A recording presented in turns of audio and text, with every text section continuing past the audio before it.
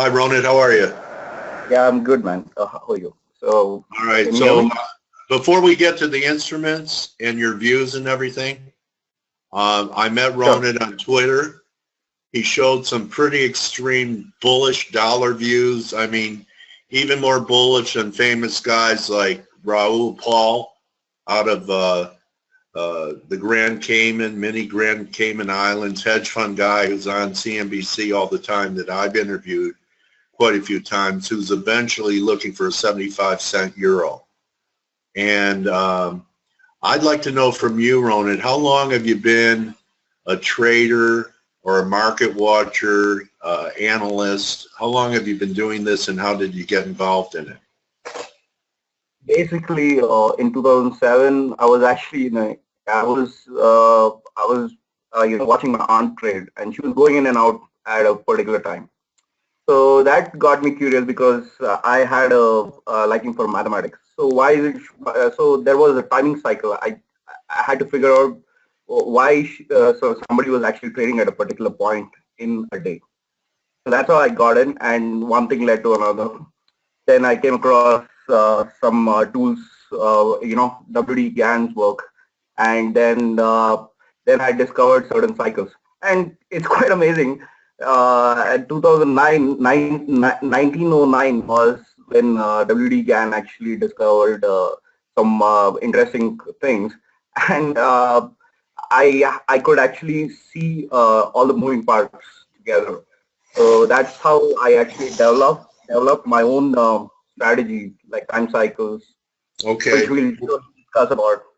Well, So GAN is I've heard it from Nicola Duke. GAN's a very difficult discipline to wrap your head around. So you must yeah, have go ahead. yeah, everyone has his own version. So and there was a particular article which said that WD GAN was in India too. So in India, Oh, we have a lot of mysterious mathematical stuff. For example, you might have something called 108 in your famous number, or pi, or even in Greece, structures were made out of 1.618 golden ratio. So there is right. a connectivity out there. So how do you use it is the real question. So he never revealed that. So there is a connection. So my curiosity led me to, tweak it so that I can actually see what are the moving parts of the dollar and other things. So now it's Okay. actually got so good that I can see currencies, commodities together. So All right. Well, so thanks. it's quite Thanks for interesting. coming here. Thanks for coming here and sharing your work. So we're looking at the dollar index. What is this? A monthly? Yeah, monthly. Yeah, this is the monthly long-term chart from 1970 because Okay. I don't have the chart data Okay, before so that. we broke out and it looks like late 2015, and we've had a test of the wedge in early 2016. Are you looking for another test of the wedge line to come I back doubt down? it because if this is like 99, so let me go to a particular chart over here. I've made a presentation for each asset class. So let's say we'll start with currencies. So 1 minute. This is interest rates. So let's start with dollar monthly. So how do you say what level is right and wrong? So that's the question. So I assumed that what could be the level it could go, and then from there you actually pick points. What are the pressure points, kind of thing. So why does it react to 103, or why does it react to 92? And when the Trump election happened, it actually retraced to 97, 98, and then bounced from there. So Okay. so all assets have certain kind of pressure points. So at that pressure point, it actually reacts. So for Did example, why Did Gann call them pressure points, or that's your terminology? it's my terminology because there's not a lot of work out there which actually calls for a certain point. So Fibonacci, everybody uses Fibonacci, but how do you come across that Fibonacci? So you have 0 to 100, and then you say 66% or 61.8. But what exactly does it mean? So in 1.618 golden ratio, why actually they call it is, it's some kind of wave, scalar waves, longitudinal waves you can call it. Like that is the way universe expands, right? So even construction can be done with that. So even you can actually see Fibonacci and other things. It actually originated in India. So the relationship with the price starting point is very critical to see how long it will travel, or will it retrace from there, and other things. So that's where the theory comes in. Now, how do you use it practically? So what is the starting point? In this chart, it is somewhere around 70.8, which was the low in 2008 Jan, and everybody was bearish on the dollar. Why did it turn around exactly at that point? So there is a connectivity from 1985 top to 2008 bottom. Now, I can't show it over here, but let's proceed with that. So this is actually a dollar chart. If you actually just follow the levels, you can actually trade better with this. So why did it react? If there was a problem with a currency today, it would actually spike to 102, 103 immediately, and then you could have reacted to a situation where Europe could have actually broken 1.065, which I was talking about. So we'll move to other slides where I made it. Well, why don't you tell? Okay, go ahead. Go ahead. So this is Euro USD chart where you can see something like 20 years cycle, and there are pressure points over there. So why did it react, stop at 1.095, and then it bottoms on 1.033? So that was a very critical range.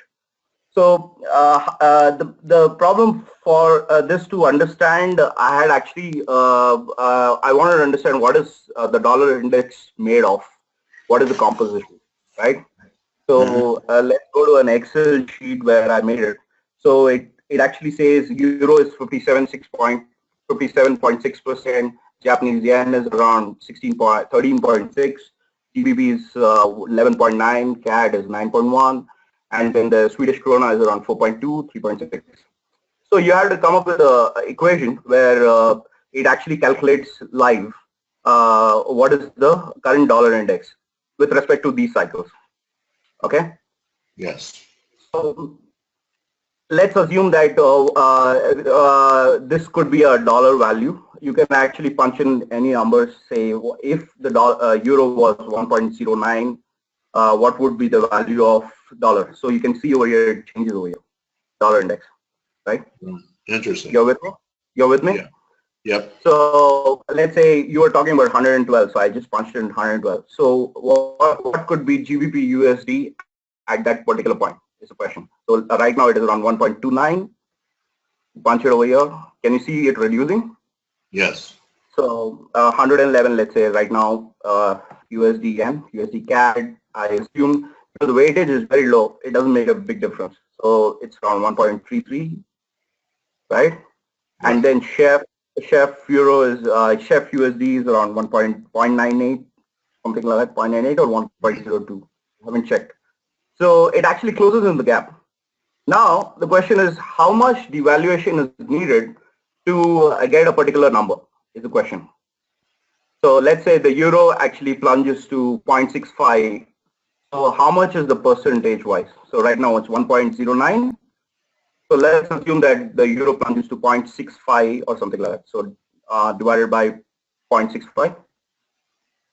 So you get somewhere around just inverse of that. That's around 40%, right? 40% deval. Okay. So you punch in a number over here, say 40% deval. You can see in the right. That's the devaluation. All these numbers shift immediately. So these are the euro USD. So what I do is I just copy this number over here, the assumed values over here. That's the 0.0 euro USD. Just copy it, paste it over here. So can you see over here 140 Raul Pa's number she's talking about. So that's actually minimum devaluation. So I'm assuming that there will be a risk off. So USDN would actually go lower. So we'll come across that in charts. So how do we do it? This is a basic step to see what are the moving parts. which currency will actually do what. So this Excel sheet is for that. Now let's come on to normal currency pairs. So what really is happening in USD dollar? So even the Australian dollar is actually, if you really see, it's actually 0.77. It has retraced, and this is a large triangle over here. So let me come to Euro USD 1 minute. So this is Euro. So you can see those levels over there on the right hand side, 1.158. When people actually predict it could actually go there, people use Elliott waves and other things.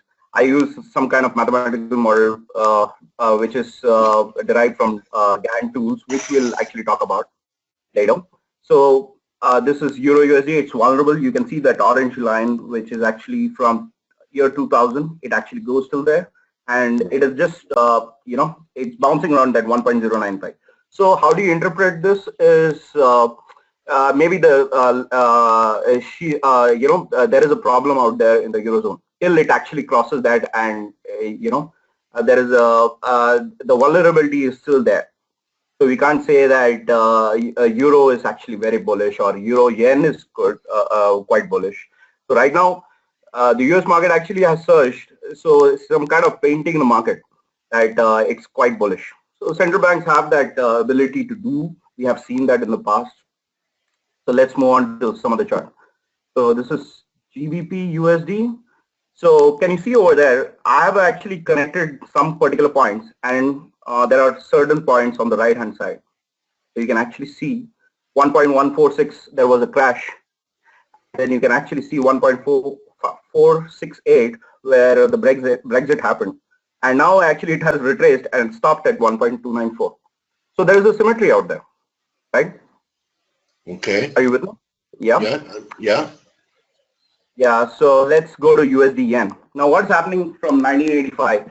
The whole debt cycle actually was created, and this currency USD yen was actually appreciating, and it doesn't go up at a particular point. So you can see that particular angle where it stops at a particular stop.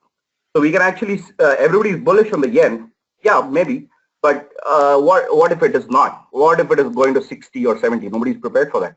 People say that Trump has got elected, or Le Pen will get elected. But what if it is the time? It's like a time. It is supposed to happen, whatever the trigger is. So these are actually cycles which I've drawn. Can you see here, Feb 1985, and then it actually bottoms out when nobody thinks that it is. So that's a cycle inversion kind of thing. I'm not showing the cycles because that's prop work, but there is a connectivity. So they were 7 years apart, those cycles. You can say that, yeah. So you can divide that 7 into multiple parts, and you can call a particular turn in cycle. So the news flow actually changes suddenly, and everybody gets bullish or bearish or flat, whatever. So do you think there's a possibility? I mean, I see the one drive down in 95, the second in 2012, that there's another one coming. Yeah, that's the whole idea. So we'll actually look at certain indices and what the currency pair is behaving like. So I explained to you why the euro was actually not bullish, and still the indices are actually pushing further. And last time we talked about it, you can actually see the DAX actually one more push up could be there. So we'll see that in indices chart. So right now what the currency is doing, we see a particular moving part, and then we see a bond market, what it's doing, what gold is doing, and then what the indices are doing respectively. Because people might say that although the capital flow might be happening in US, that's why the US market is blowing up. Going up, and because there is a dollar inflow. Yeah, possible. And same thing, same reason could be, for CACRON or CAC or Europe. But if you really look at it like a cycle, then you don't have to worry what news is actually flowing through. So that's the whole idea about it.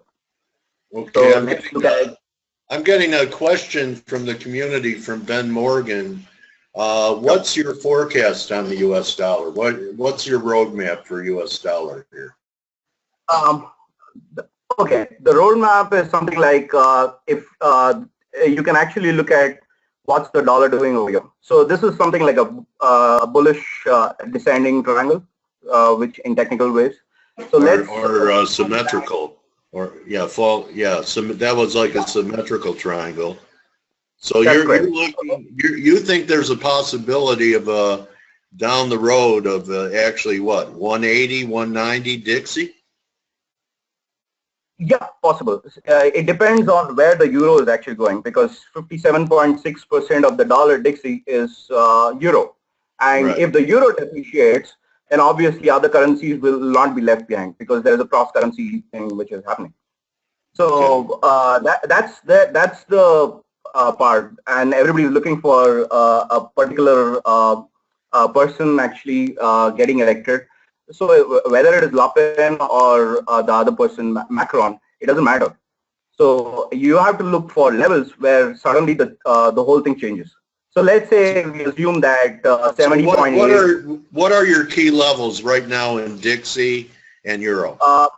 Yeah. Okay. So the Dixie is actually 1 minute. The Dixie is around 9,900.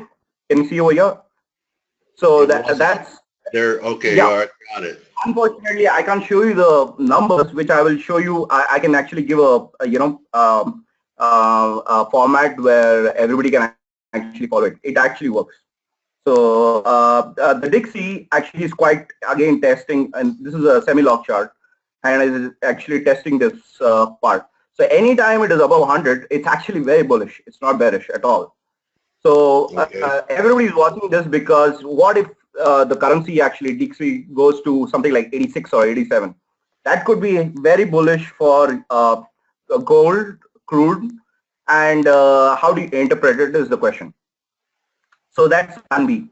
What if this happens? So let's look at a commodity like crude, how it is behaving. So do you think that we're going to head down to 85? I don't think, but it's possible. Because if you really see what is happening in Russian ruble, and say, this is the crude chart, which is the daily chart. If actually it breaks 50 and 49, then it is actually heading to 20 or maybe worse. Okay, so there is a channel out there. But if there is a different scenario which is playing out, if the crude oil is actually going up, can you see the orange triangle, which is 147, and then it hits 113, and the bottoms are fixed. So that means if euro is going to 1.2, 1.3, then crude could actually go to 87 or even $90. So 1.23, and that could be kind of a ratio if it really happens. So that means the first signal will be it is above $52. So there is a symmetry out there. So if it is above $52, then all US CAD, everything will start shifting.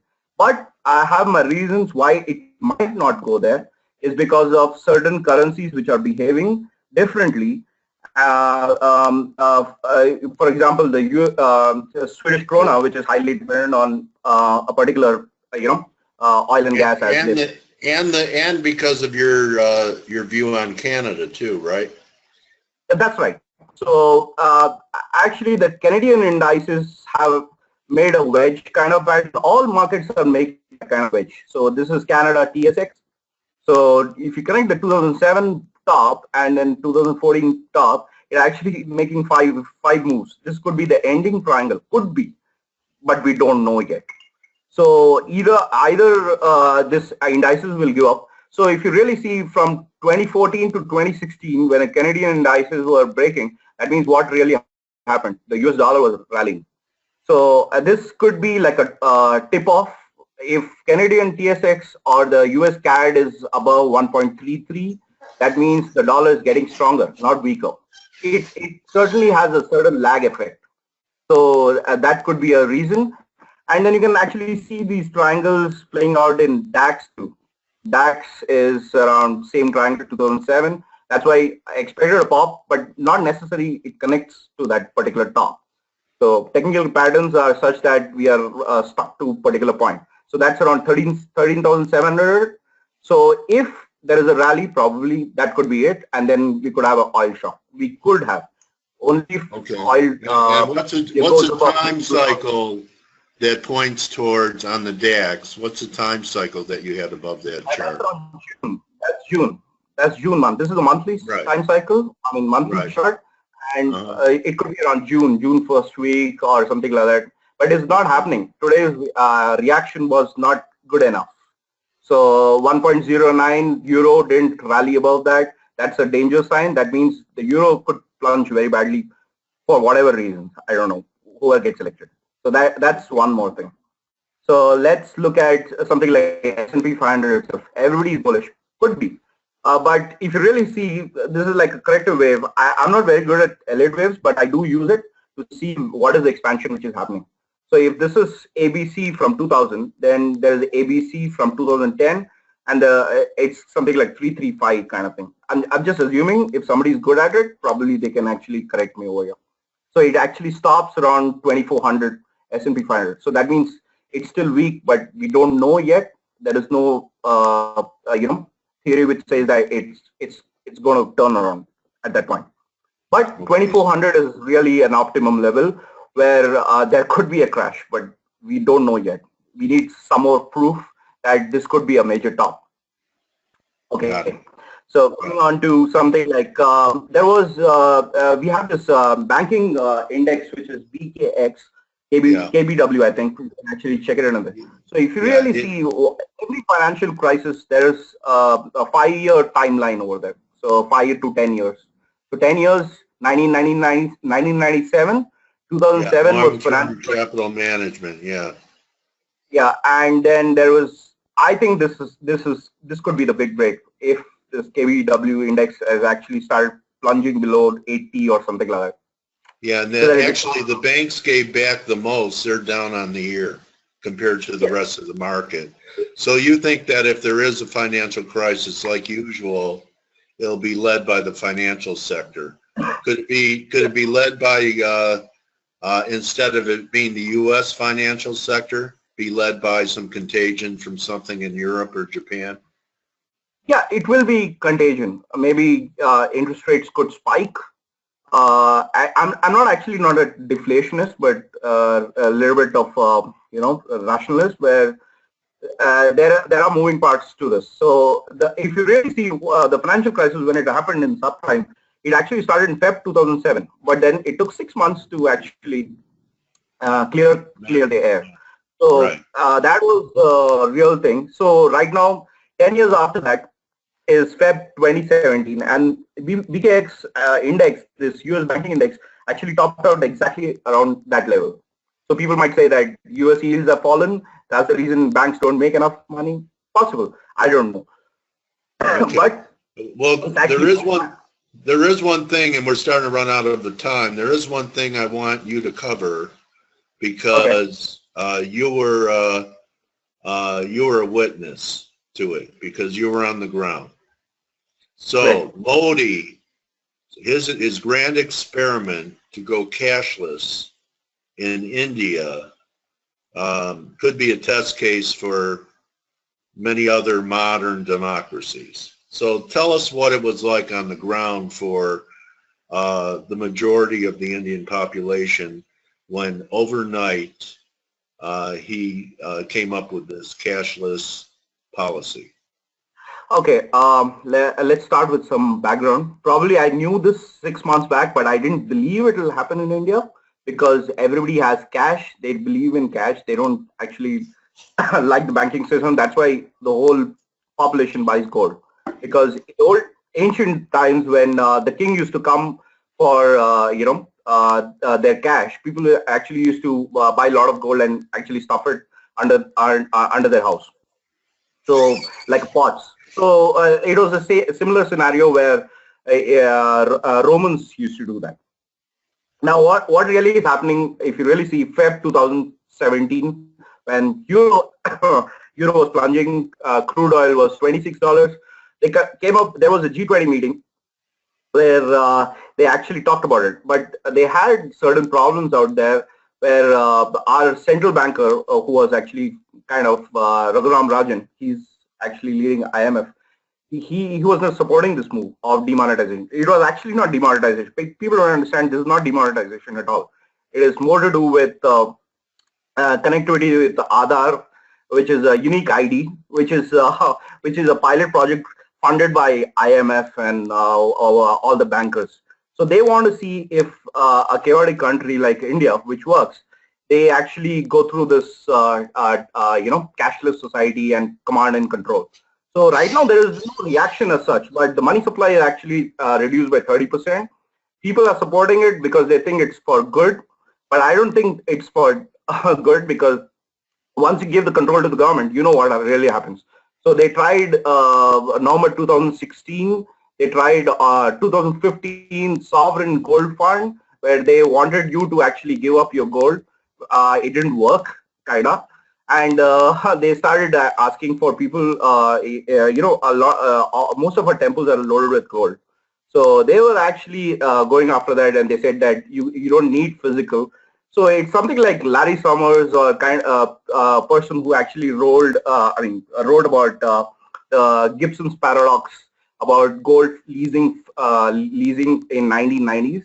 He was actually pushing this idea, and surprisingly, Larry Summers actually came after demonetization, and he said it's not for India. That means it was for India. They wanted to try this. So if you really see who's supporting this kind of move is the Europeans. Australian minister was here. So they know that their currencies are in trouble. They're vulnerable to the dollar. And so with the urgency which was done, if you really see when the demonetization was done, was November 8th. And Trump got elected on November 9th. So everybody assumed that November 9th, Trump was not going to, do a similar thing in US, because there could be a revolution.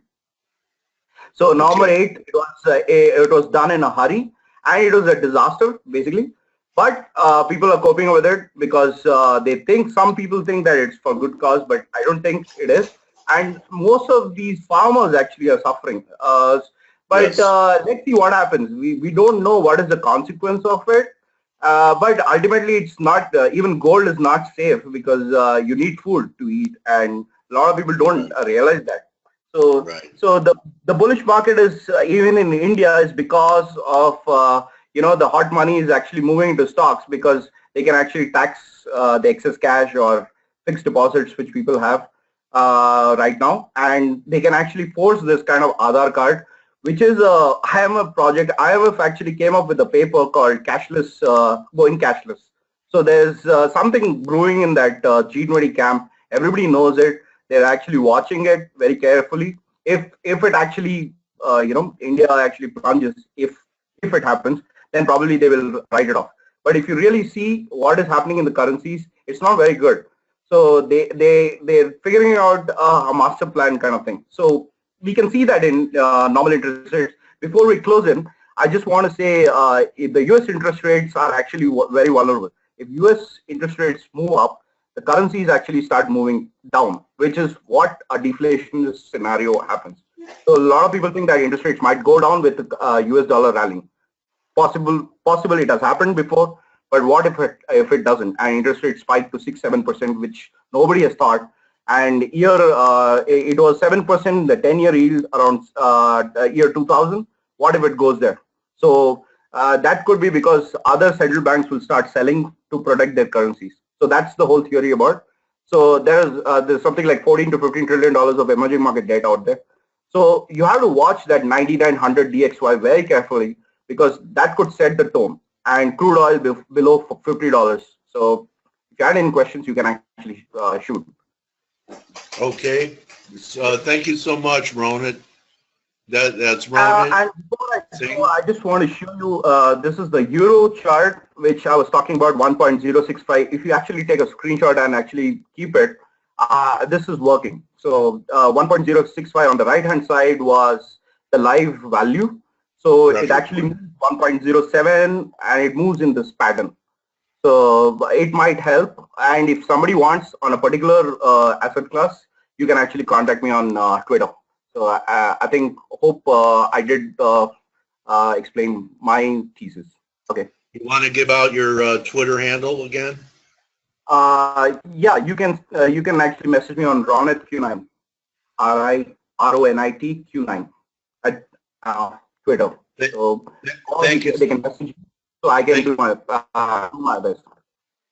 Thank you, my trading warrior brother. Thank you for opening our eyes to some ideas that are not really conventional, but are insightful. I appreciate it very much.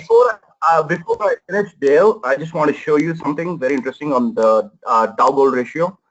This is actually a Dow Gold ratio. You can see if the Dow actually is moving above, I mean, it's outperforming gold or not. So there are ratios over here. You can actually see it topped out around 40, 44 in year 2000, and actually bottomed 1980, somewhere around 1980 Jan, was around 1. So if you can actually remember these numbers, you can see where the what particular asset class is moving. Same thing goes with Dow DXY. So you can actually try. But this is a very interesting chart about the yields in the stocks.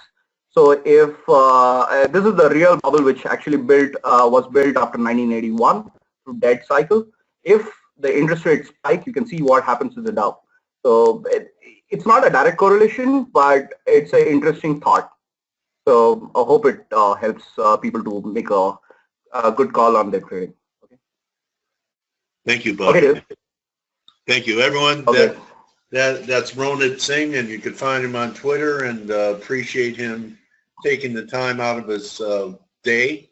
He does hang out with us here, and to show his stuff. So you've seen a F.A.C.E member share his analysis, his views, his methods, and anyone else that's interested in doing so, just let me know and we'll schedule a time for you.